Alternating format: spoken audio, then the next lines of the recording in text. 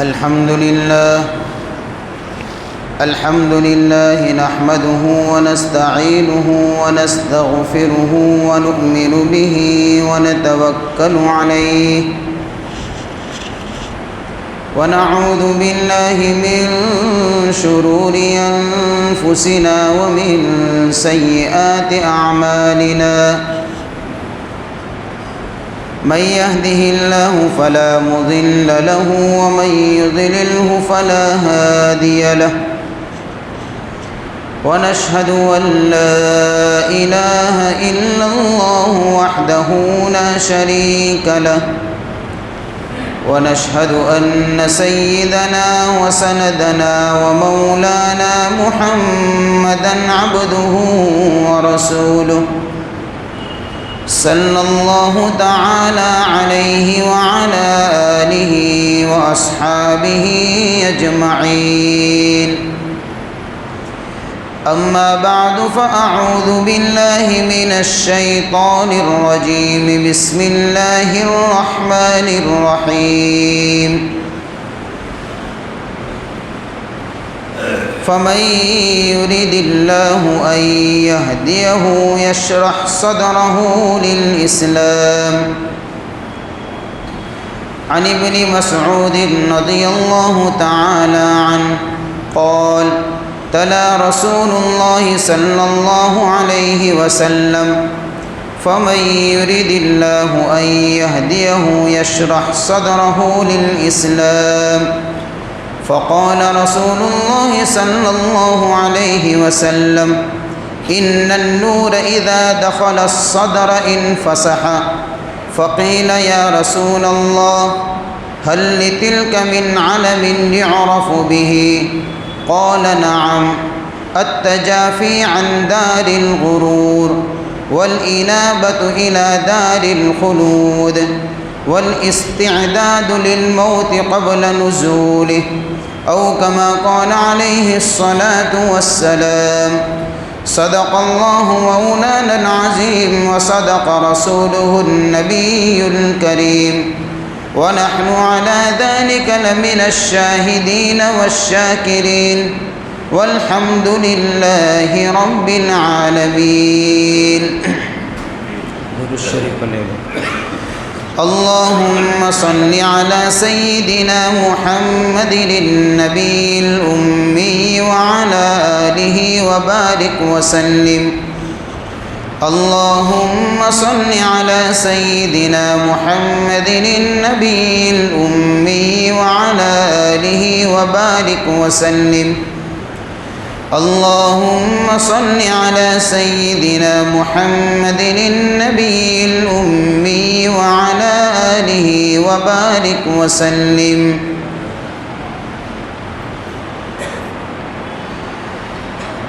قابل قدر محترم دوست اور بزرگوں، میں نے آپ حضرات کے سامنے قرآن پاک کی چھوٹی سی آیت پڑھی ہے. روایتوں میں آتا ہے کہ ایک مرتبہ رسول اللہ صلی اللہ علیہ وسلم نے اس آیت کی تلاوت فرمائی. فَمَن يُرِدِ اللَّهُ أَن يَهْدِيَهُ يَشْرَحْ صَدْرَهُ لِلْإِسْلَامِ،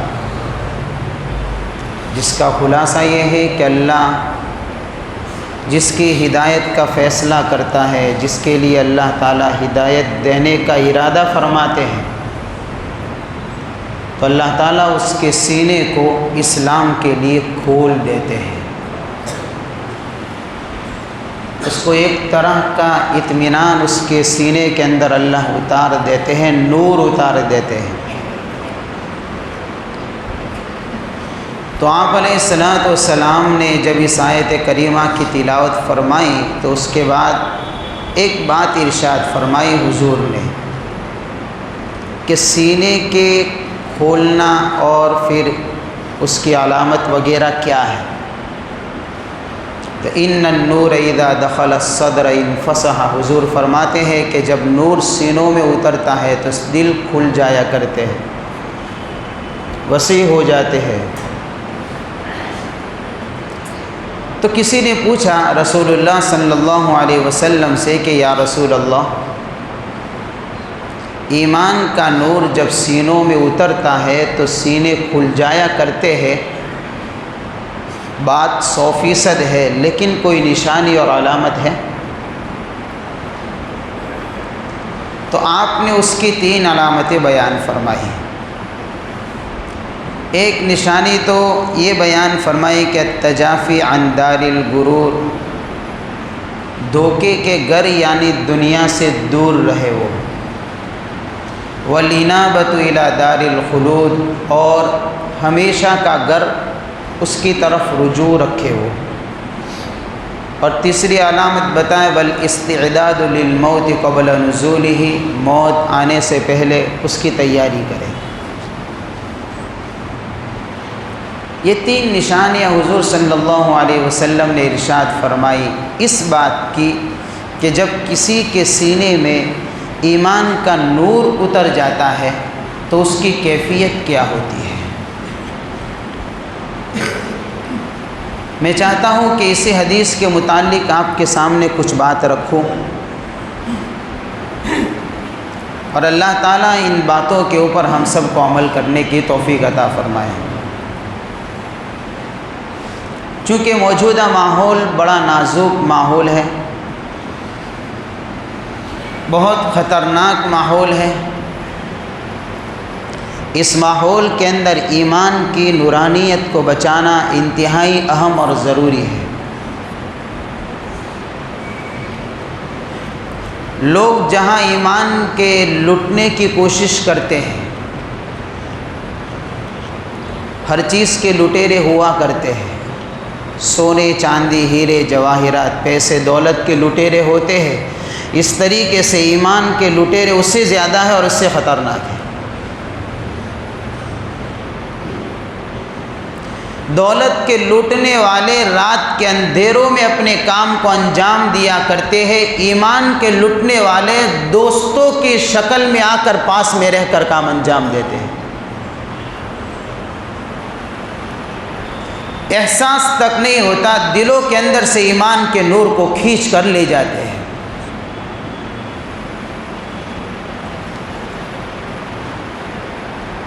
اس لیے ضروری ہے اپنے ایمان کو بچانا۔ علماء نے بڑی عجیب بات لکھی ہے کہ ایک زمانہ تھا کہ غیر مسلم یہ تصور کرتے تھے، یہ سوچا کرتے تھے مسلمانوں کی زندگی کو دیکھ کر کہ ہم بھی مسلمان ہو جائیں۔ ایک زمانہ تھا ایسا۔ اب حالات بدلتے بدلتے یہاں تک بدل گئے کہ غیر محسوس طریقے سے ہمارا مسلمان یہ سوچتا ہے کہ میں اس کے جیسا بن جاؤں۔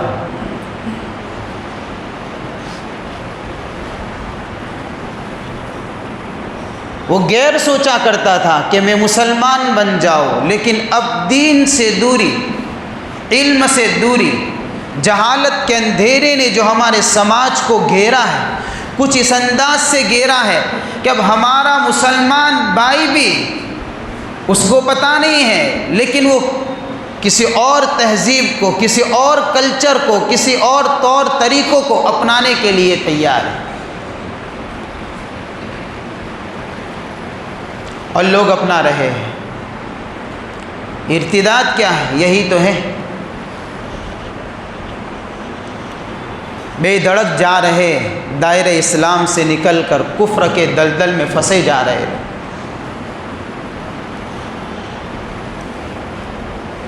اس لیے بہت ضروری ہے دعا فرمائے اللہ تعالی ہر ایک کے ایمان کی حفاظت فرمائے۔ ربنا لا تزغ قلوبنا بعد اذ ہدیتنا وہب لنا من لدنک رحمہ۔ قرآن نے دعا سکھائی، مانگے اپنے رب سے۔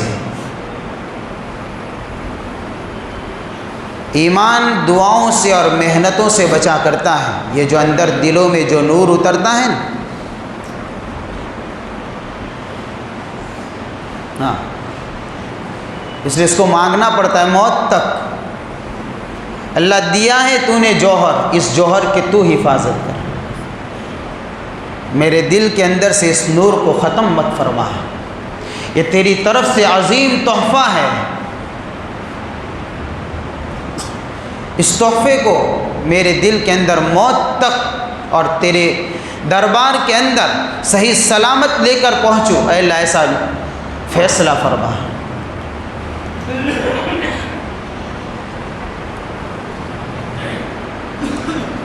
اس نور کا دلوں میں اتر جانا اور دل کا مطمئن ہو جانا، اسی کا نام شرح صدر ہے۔ اسی کو کہتے ہیں آدمی کا دل ایمان کے نور سے شرح صدر یعنی کہ کھل گیا۔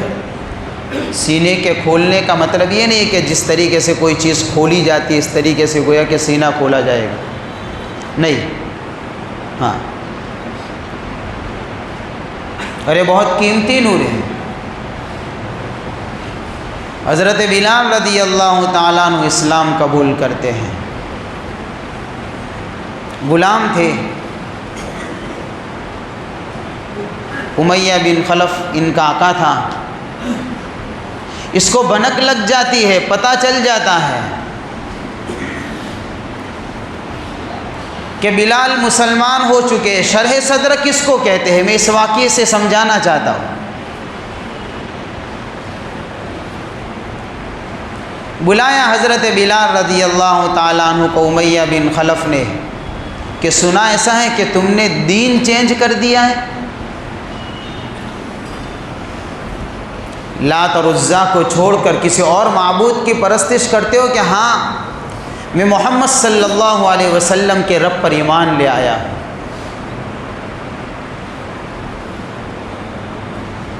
تو امیہ بن خلف کہتا ہے کہ سمجھ جانا، اگر عزت سے نہیں سمجھا تو ذلت سے سمجھائیں گے۔ حضرت بلال بڑا عجیب جواب دیتے ہیں کہ سن لے، چاہے تو میرا آقا ہے اور میں تیرا غلام ہوں، لیکن بلال کا فیصلہ سن لے، تیرا زور میرے جسم پر چل سکتا ہے لیکن میرے دل کے اندر اترے ہوئے ایمان کے نور کو تو نہیں نکال سکتا۔ اب یہ نور دلوں میں اتر چکا ہے، جسم سے جان تو نکل جائے گی لیکن دل سے ایمان کا نور نہیں نکلے گا۔ جب بندے کو شرح صدر حاصل ہو جاتا ہے تو راحت میں بھی راحت میں رہتا ہے، تکلیف اور مصیبت میں بھی راحت میں رہتا ہے، جب ایمان کا نور زندگیوں میں اترتا ہے۔ ابو فقیہ یہ بھی غلام تھے، امیہ بن خلف کا ایک لڑکا تھا صفوان بن امیہ، اس کے غلام۔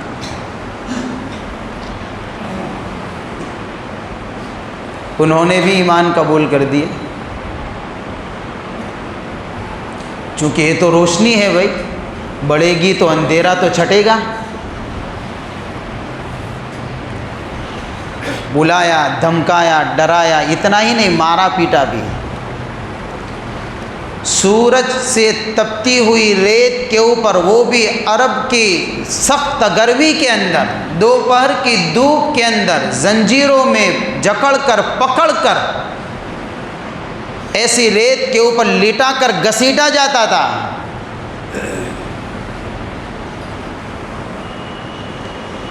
اتنا ظلم کیا جاتا تھا، لکھا ہے کہ ظلم کی تاب نہ لا کر حضرت ابو فقیہ بے ہوش ہو جایا کرتے تھے۔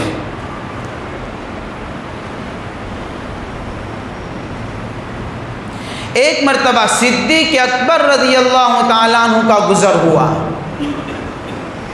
اور ان کے اوپر ظلم کے پہاڑ توڑے جا رہے تھے، صدیق اکبر سے دیکھا نہیں گیا۔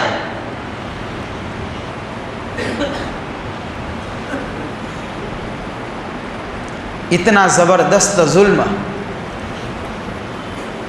اسی وقت خریدا اور آزاد کیا ہے۔ لکھا ہے ان کی تاریخ کے اندر، ان کی زندگی کے اندر، کہ ان کے انتقال کا سبب جو بنا، اس عمر کے اندر جو ظلم و ستم کے پہاڑ ان کے اوپر توڑے گئے، اس ظلم کی وجہ سے ان کا جسم اتنا کمزور ہو چکا تھا کہ کمزوری پوری زندگی رہی، آخر کار اسی کمزوری میں انتقال ہوا ہے۔ جسم مار کھا کھا کے جواب دے چکا تھا دلوں کے اندر سے، لیکن ایمان کا نور نہیں نکلا تھا۔ اٹھائیے ایک ایک صحابی کی داستان کو اٹھائیے، وہ قربانی کی داستانیں آپ کو ملے گی۔ ہاں، ان النور اذا دخل الصدر انفسح، جب ایمان کا نور سینوں میں اتر جاتا ہے تو سینے کھل جاتے ہیں، ایسا اطمینان نصیب ہوتا ہے کہ ایسی تکلیفوں میں بھی، ایسی مصیبتوں کے اندر دل مطمئن ہوتا ہے، پتہ ہوتا ہے کہ جس راہ پر مجھے مارا جا رہا ہے، چاہے یہ ظلم ہے لیکن وہ راستہ حق ہے۔ پھر پیروں میں ڈگمگاہٹ نہیں آتی، پھر تزلزل پیدا نہیں ہوتا، قدم پھر پھسلا نہیں کرتے۔ اس عظیم دولت کو میرے بھائیو ہمارے سینوں کے اندر اتارنا ہے، موجودہ ماحول کے اندر انتہائی اہم اور ضروری ہے۔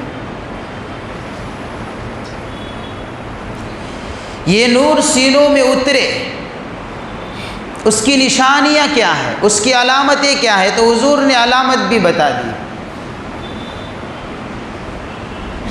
تاکہ ہر کوئی خود ہی فیصلہ کر سکے کہ میرے اندر کے ایمان والا نور کتنا ہے، میرا دل کتنا منور ہے، میرے دل کے اندر ایمان کی روشنی کس سطح تک باقی ہے۔ ایسی آسان آسان علامت حضور نے بتائی ہے، نشانیاں، کہ اگر ہم غور کریں گے، سوچیں گے، کچھ ہمارے دلوں کے اندر جھانکیں گے تو ہمیں پتہ چلے گی۔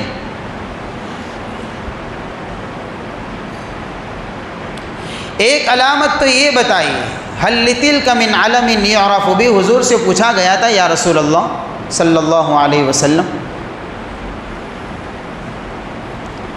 اس نور ایمانی کے سینوں میں اترنے کی کوئی ایسی علامتیں ہیں جس سے پتہ چلے کہ دل کے اندر ایمان کا نور اتر رہا ہے یا اترا ہوا ہے؟ کوئی نشانی اور علامت؟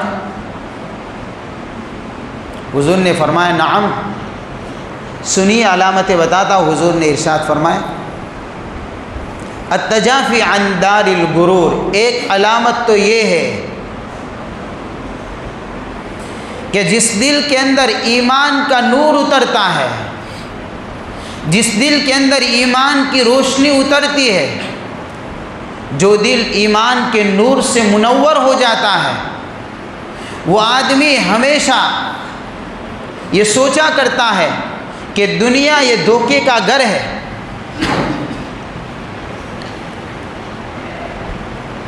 مجھے اس سے دور رہنا ہے۔ اور حقیقت بھی یہی ہے۔ آج صبح اٹھنے سے لے کر رات سونے تک پوری دنیا بھاگتی ہے، کہاں پر بھاگتی ہے؟ کہ دنیا کی دوڑ میں دوڑ لگی ہوئی ہے، لوگ بھاگ رہے ہیں۔ قرآن اعلان کر رہا ہے وَمَا الْحَيَاةُ الدُّنْيَا إِلَّا مَتَاعُ الْغُرُورِ،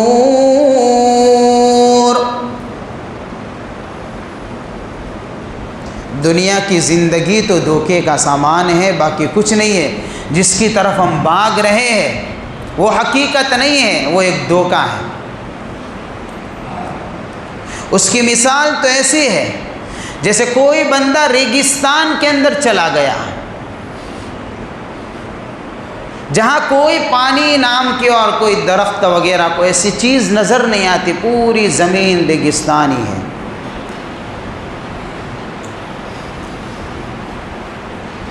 پانی کی پیاس لگی، شدت محسوس ہوئی پیاس کی، اس نے سوچا کہ کہیں سے پانی مل جائے، نظر دوڑاتا ہے ادھر ادھر، تو دور ریگستان کے اندر اس کو کوئی چمکدار چیز نظر آئی، چمکتی ہوئی چیز نظر آئی۔ اس پیاسے نے سمجھا کہ ممکن ہے کہ وہ پانی ہو، چلو وہاں پر جاتے ہیں اور میں اپنی پیاس کو بجھاؤں گا۔ لیکن جب اس نے چلنا شروع کیا اور جوں جوں چلتا ہے وہ چمک اس سے دور ہوتی جاتی ہے.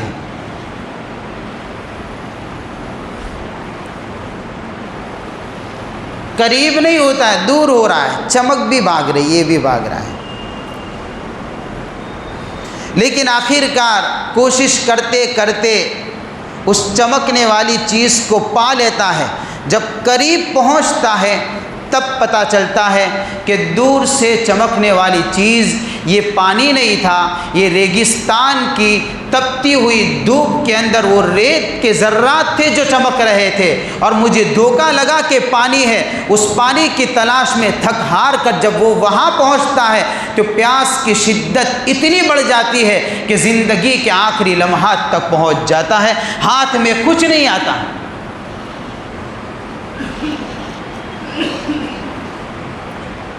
اسی طریقے سے دنیا کے پیچھے بھاگنے والے کی مثال ہے.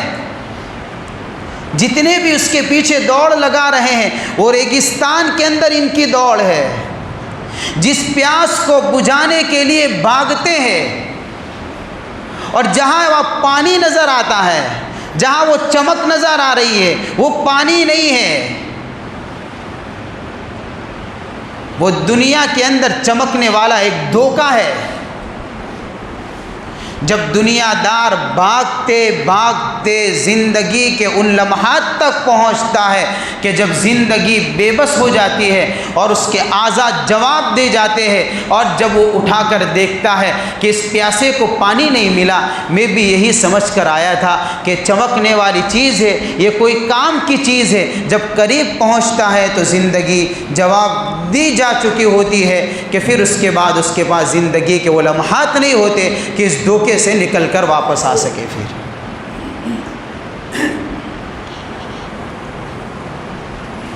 اسی حال میں چلا جاتا ہے. وَمَا الْحَيَاةُ الدُّنْيَا إِلَّا مَتَاعُ الْغُرُورِ، یہ دھوکہ ہے. مولانا روم رحمۃ اللہ علیہ نے ایک عجیب واقعہ لکھا ہے. دنیا کی غداری کہیے، دھوکہ کہیے، یہ جادوگرنی ہے بھائی، یہ تو کسی پر بھی جادو چلا دے وے. ہاں، لکھا ہے حضرت نے کہ بہت بڑے اللہ والے گزرے، مولانا روم رحمۃ اللہ علیہ، اللہ کے مقبول بندوں میں ان کا شمار ہوتا. ایک بادشاہ تھا، اس کا ایک ہی شہزادہ تھا، خوبصورت بھی تھا، خوبصیرت بھی تھا، حسین و جمیل تھا. جوان ہو گیا، بادشاہ نے سوچا کہ اس کا نکاح کر دے. تو بادشاہ اس کے ہم عمر کی لڑکی ایسی تلاش کر رہا تھا جو پاک باز ہو اور اس طریقے سے نیکی تقوی والی ہو. بادشاہ کی بیوی نے کہا کہ بادشاہ سلامت، آپ ہمارے شہزادے کے لیے جس لڑکی کو تلاش کرتے ہیں اور اس کے لیے جو معیار آپ نے بنایا ہے کہ نیک ہو، تقوی والی ہو، تو ہم تو شاہی خاندان کے لوگ ہیں، تو کچھ اس کو بھی تو دیکھیے کہ مرتبے والا ہو، عزت والا ہو، اور اس طریقے سے مال و دولت والا ہو، ہماری شان کے بھی تو مطابق ہونا چاہیے.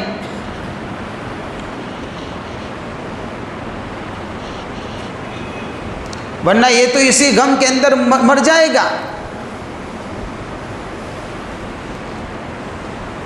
اور پتہ نہیں کیا کیا غم اس کو کھا جائیں گے ہمارے شہزادے کو اگر ایسی لڑکی نہیں ملی تو. ایک غم آخرت کا ہوتا ہے، ایک غم دنیا کا ہوتا ہے. ہاں، تو بادشاہ نے جواب دیا اپنی ملکہ کو کہ آخرت کے غم کی مثال موسیٰ علیہ السلام کے عصا کی طرح ہے، اور دنیا کے غم کی مثال موسیٰ کے مقابل میں آنے والے جادوگروں کی لکڑیوں کی طرح ہے. جب حضرت موسیٰ کا عصا زمین پر آیا، حضرت موسیٰ کا عصا اژدہے میں بدلتا ہے، اور جتنے بھی جادوگر اپنے چھوٹے چھوٹے لکڑیاں اور پتہ نہیں رسیاں کیا کیا لے کر آئے تھے، حضرت موسیٰ کے اژدہے نے سب کو نگل لیا ہے۔ اسی طریقے سے بادشاہ نے اپنی بیوی کو سمجھایا، سن، اگر شہزادی آخرت کی غم والی ہوگی تو آخرت کا غم وہ ہے جو دنیا کے غم کو ختم کر دے گا، اس کو کھا جائے گا۔ موسیٰ کے عصا نے جادوگروں کے عصاؤں کو کھا لیا تھا۔ اس لیے میں جس معیار کی لڑکی کو تلاش کرتا ہوں وہی صحیح معیار ہے، مال اور دولت کے پیچھے نہ بھاگا کر۔ ہم بھی اپنے خاندان کے لیے، اپنے جوان بیٹوں کے لیے اور جوان بیٹیوں کے لیے جب لڑکوں کی تلاش ہو، لڑکیوں کی تلاش ہو، رشتوں کی تلاش ہو تو اس کو معیار بنائے۔ آج آپس کے اندر جب رشتے طے ہوتے ہیں، دیکھیے یہ دین سے دوری کا نتیجہ، آپس کے اندر جب رشتے طے ہوتے ہیں، اگر لڑکی بااخلاق ہے، نیک ہے، پاکیزہ ہے، تقوی والی ہے، لیکن غریب ہے، کوئی دوسرا کمال اس میں نہیں ہے، اس کا رشتہ ہم قبول نہیں کرتے،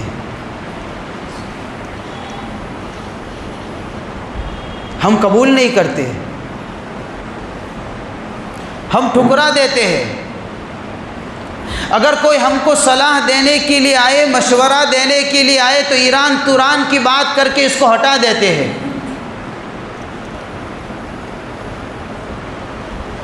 اگر لڑکا ایسا نیک ہے، پاکیزہ ہے، تقوی والا ہے، دیندار ہے، تو لڑکی والے اس کو ٹھکرا دیتے۔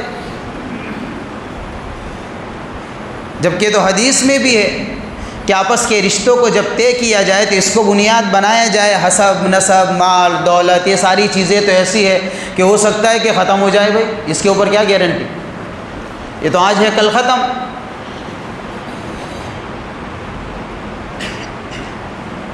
اور آج اس چیز کو بنیاد نہ بنانے کی وجہ سے، جس کو بنیاد بنانا چاہیے آپس کے رشتوں میں، اس کو ہم نے بنیاد نہیں بنایا، دوسری چیزوں کو مد نظر رکھا۔ ہوتا کیا ہے، نکاح ابھی ہوا ہے، ابھی تو سال بھی نہیں گزرا کہ پھر آپس میں جدائی کا موقع آ جاتا ہے۔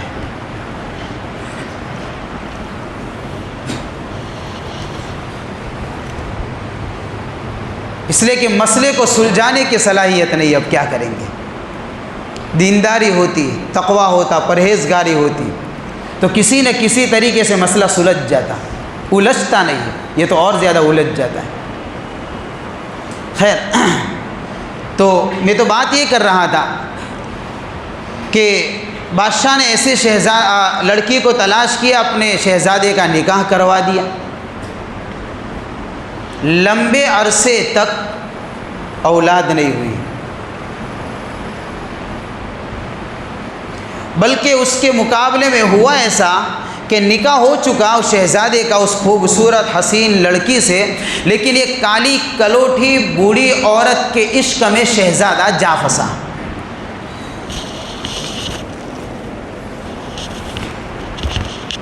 اولاد نہیں ہوئی لمبے زمانے تک۔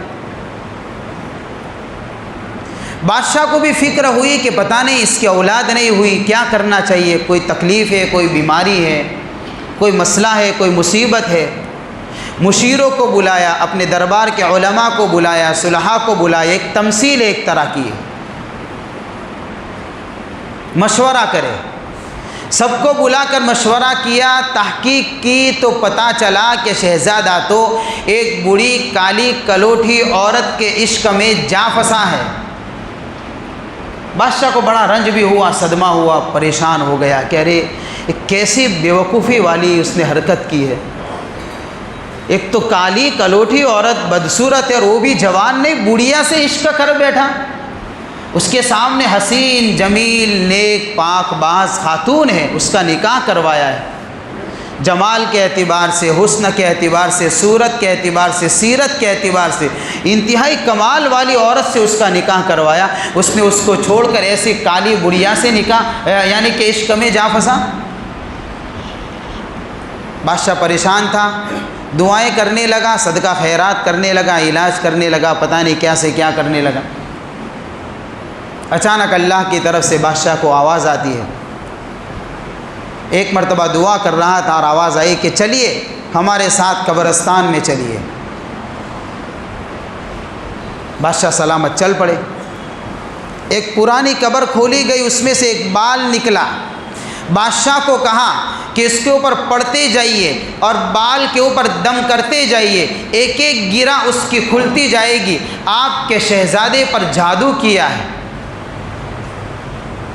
عمل شروع کیا، ایک ایک گرہ کھلتی گئی۔ جب آخری گرہ کھلی تو شہزادے کو اسی وقت ہوش آیا۔ جب اس نے اپنی نظر اٹھائی تو پتہ چلا، اور وہ بھی یعنی کہ پریشان ہو گیا کہ ارے میں حسین اور جمیل میری بیوی موجود ہے میرے گھر میں، اس کو چھوڑ کر ایک ناجائز اور کالی کلوٹھی بری عورت کے عشق میں پھنس گیا۔ نفرت ہو گئی اس کو اسی وقت۔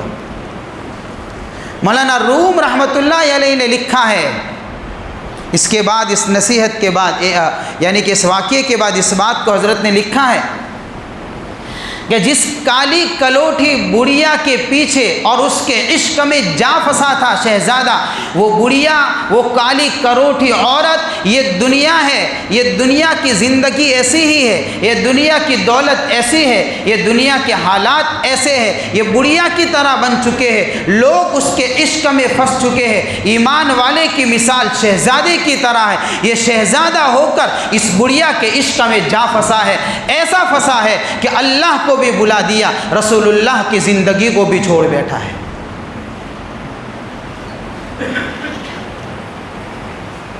التجافی عن دار الغرور، یہ دھوکے کا گھر ہے۔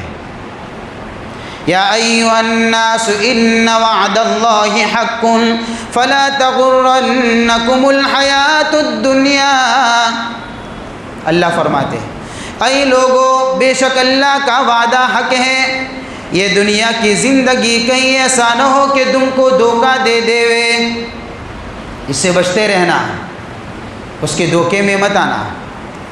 جو اس سے بچا لیا گیا اس کے سینے میں ایمان کا نور اتر گیا، ایک علامت۔ دوسری علامت الانابۃ الی دار الخلود، ہمیشہ کے گھر کی طرف رجوع کرے۔ مومن کا مسکن دنیا نہیں ہے، دنیا تو مسافر خانہ ہے، ایمان والے کا اصل مسکن تو دار آخرت ہے۔ اور یہ آخرت کا تصور، یہ آخرت کی سوچ ایسی سوچ ہے کہ جس آدمی کی زندگی میں یہ سوچ پیدا ہو جاتی ہے اس کی زندگی میں اعمال زندہ ہو جایا کرتے ہیں۔ اگر کوئی اپنی زندگی میں اعمال لانا چاہتا ہے، نیک عمل کرنا چاہتا ہے، تو آخرت کے تصور کو زندہ کرے اپنے دل دماغ کے اندر، سوچے۔ فَمَن يَعْمَلْ مِثْقَالَ ذَرَّةٍ خَيْرًا يَرَهُ وَمَن يَعْمَلْ مِثْقَالَ ذَرَّةٍ شَرًّا يَرَهُ۔ کبھی کبھی ایک پل کے لیے سوچ لیا کرے کہ ذرہ برابر اگر نیکی ہوگی کل رب کے سامنے اس کو بھی کھولا جائے گا، ذرے کے برابر برائی ہوگی اللہ کے دربار میں اس کو بھی لایا جائے گا۔ جب یہ تصور دل دماغ کے اندر بیٹھ جاتا ہے، سوچیں ما عندکم ينفد وما عند اللہ باق، یہ چیز باقی رہے گی، جو ہاتھ میں ہے یہ ساری چیزیں چلی جائے گی، اعمال باقی رہیں گے، اللہ کے دربار میں جو بھیجا ہے وہ باقی رہے گا۔ لیکن ہوا کیا؟ ہوا ایسا کہ تیاری ہمیں آخرت کی کرنی چاہیے تھی، ہم تیاری دنیا کی کرتے ہیں، اس کی تیاری میں لگ گئے۔ میرا مکان ایسا، ہماری فیکٹریاں ایسی، ہمارا بزنس ایسا، وہ ہماری آخرت کیسی؟ ہمارا مرنا کیسا اگر ہمارا جینا ایسا تو یہاں تو یہ سکھایا جاتا ہے آخرت کیسی، یہ بھی تو آدمی سوچے۔ جو بندہ آخرت کے استحضار کے ساتھ میں جیتا ہے اس کو دنیا کے اندر باطل کبھی گمراہ نہیں کیا کرتا، وہ ہمیشہ اس کی ٹھوکروں سے محفوظ رہا کرتا ہے اور گناہوں کے دلدل سے بچ جایا کرتا ہے، کیونکہ یہ چیز ہی ایسی ہے، یہ سوچ ہی ایسی ہے، یہ معمولی عمل نہیں ہے۔ اور جس بندے کا دل آخرت کے لیے اور اس کی طرف لے جانے والے اعمال کے لیے کھڑا ہو گیا،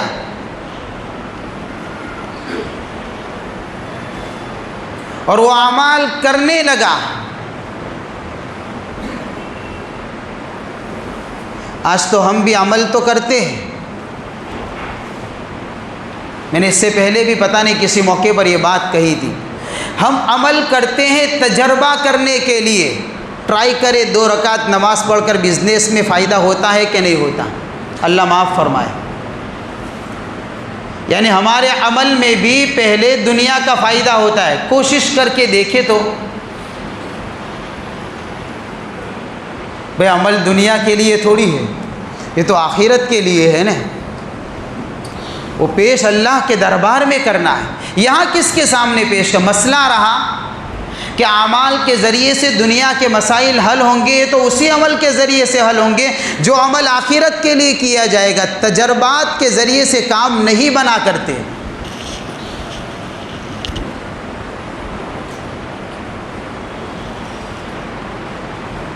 اس طریقے سے بلکہ اس عمل کا فائدہ اس کو لمبی مدت تک نظر بھی نہیں آتا، وقتی طور پر فائدہ ہو سکتا ہے کیونکہ نیک عمل نیک ہی ہوا کرتا ہے، اس کی تاثیر ضرور ہے، لیکن آج ہم اعمال بھی کرتے ہیں تو اس لیے کرتے ہیں۔ اور ایک صحابہ کی زندگی تھی، وہ اعمال لوگوں کے لیے اپنی دنیا کے لیے نہیں کیا کرتے تھے، وہ ہمیشہ آخرت کے لیے ہوا کرتے تھے۔ جب بندے کے اندر عمل کی یہ کیفیت پیدا ہو جائے کہ اس کا یہ عمل آخرت کے لیے بن جائے تو سمجھ لینا چاہیے کہ اس دل کے اندر ایمان کی روشنی موجود ہے، ورنہ وہ وقتی طور پر کام ہوگا۔ جب تک پریشانی ہے تب تک آئے گا مسجد میں، جیسے ہی پریشانی ہٹی کہ پھر مسجد سے دور چلا جائے گا، پھر نظر ہی نہیں آتا، کیونکہ بہت سی مرتبہ ایسا بھی ہو جاتا ہے بھئی کسی کو تکلیف ہو گئی، کوئی پریشانی ہو گئی، کوئی حادثہ ہو گیا، بزنس نہیں چلتا تھا، دکان کے اندر مندی آ گئی، ایسا کچھ تھا، تو پھر ہم بزرگوں کے پاس بھی گئے، اللہ والوں کے پاس بھی گئے، دعائیں بھی کروائی، ہم خود بھی دعا کرنے لگے، نوافل بھی نہیں چھوڑتی، فرائض تو دور کی بات، اب تو قرآن کی تلاوت بھی ہو رہی ہے، سب کچھ ہو رہا ہے، لیکن جیسے ہی پریشانی ہٹی، تکلیف ہٹی، دھیرے دھیرے پیر پھسلتا ایسا چلا گیا کہ پھر پہلے تو نفل نہیں چھوٹتی تھی، اب فرائض کی پابندی مشکل ہو گئی۔ اور یہ حدیث کے اندر جو بتایا ہے الانابۃ الی دار الخلود، رجوع آخرت کی طرف ہونا چاہیے، تیاری اس کی ہونی چاہیے، کام اس کے لیے ہونا چاہیے، دنیا کے لیے نہیں، دنیاوی زندگی کے لیے نہیں۔ تیسری علامت حضور پاک صلی اللہ علیہ وسلم نے بتائی شرح صدر کی، الاستعداد للموت قبل نزول، موت آنے سے پہلے پہلے موت کی تیاری کرنا، مرنے کی تیاری کرنا۔ لوگ جینے کی تیاری تو کرتے ہیں، مرنے کی تیاری کوئی نہیں کرتا، بہت کم لوگ ہیں جو مرنے کی بھی تیاری کرتے ہیں، اور یہ بھی ضروری ہے۔ موت آنے کا وقت یقینی نہیں ہے، نہ دین متعین ہے، نہ سال متعین ہے، نہ مہینہ متعین ہے، نہ کوئی گھڑی متعین ہے۔ اذا جاء اجلهم لا يستاخرون ساعة ولا يستقدمون، اللہ تعالیٰ کا فرمان ہے جب موت کا وقت آ جاتا ہے ایک لمحے کے برابر زندگی کے اندر نہ بڑھوتری کی جاتی ہے نہ تاخیر کی جاتی ہے، نہ پہلے آتی ہے نہ بعد میں آتی ہے۔ جب جو وقت لکھا ہے اسی وقت موت کا جھٹکا لگتا ہے، اسی وقت بندہ چل پڑتا ہے۔ عمر دراز مانگ کے لایا تھا 4 دن، 2 آرزو میں کٹ گئی 2 انتظار میں۔ یہ زندگی کی حقیقت ہے، موت اتنی قریب ہے، لیکن ہم موت کو بہت دور تصور کرتے ہیں، اس لیے کہ ہم بوڑھے نہیں ہوئے یا بوڑھے ہو گئے تو ہم بیمار نہیں ہوئے، ہم چلتے پھرتے ہیں۔ اللہ نے جسمانی طاقت برابر رکھی ہے، صلاحیت رکھی ہے، چلنے کی طاقت ہے، سمجھنے کی طاقت ہے، بولنے کی طاقت ہے، کمانے کی طاقت ہے، دکان پر جاتے ہیں، کاروبار کرتے ہیں۔ ابھی تو کچھ ہے نہیں، میں مروں گا کہاں سے؟ بہت دیر ہے، ابھی تو بچوں کی شادیاں باقی ہے۔ اتنا دور تصور کیا ہے موت کو کہ جنازہ جب اٹھاتے ہیں تب بھی ہم کو ہماری موت ہی یاد نہیں آتی، اتنا دور تصور کیا ہے۔ اٹھایا ہوا جنازہ ہے، کندھے پر اٹھا کر لے جاتے ہیں، قبرستان میں کھڑے ہیں، لاکھوں لوگ سوئے پڑے ہیں، سناٹے کا ماحول ہے، کبھی ہم کو یہ تصور نہیں آتا اس ماحول میں آ کر مجھے بھی سونا ہے۔ آج میں نے اس کو اٹھایا ہے، کل کوئی اور اٹھائے گا جو مجھے اٹھا کر یہاں لائے گا۔ اس قبر کی تنہا اندھیری کوٹھری میں مجھے بھی ڈالا جائے گا، اس مٹی کے گھر میں مجھے بھی سونا پڑے گا۔ زندگی کا چراغ تو ہوا میں رکھا ہوا ہے، یہ حالات کے جھونکے لگتے رہتے ہیں۔ جس طریقے سے چراغ کے اوپر حالات کے جھونکے، ہواؤں کے جھونکے لگا کرتے ہیں، اور کون سے ہوا کے جھونکے سے وہ چراغ جو ہوا میں جھونکے یعنی کہ رکھا ہوا تھا بجھ جایا کرتا ہے، اس طریقے سے انسانی زندگی کا چراغ بھی جل رہا ہے۔ حالات کے جھونکے لگتے ہیں، کبھی بخار، کبھی سردی، کبھی اٹیک، کبھی ڈائبٹیز، پتہ نہیں کون سے حالات کے جھونکے لگا کرتے ہیں۔ کون سی حالت کا جھونکا اتنا خطرناک ہوگا کہ پھر سانس لینے کے لیے لمحہ بھی نہیں بچے گا، پھر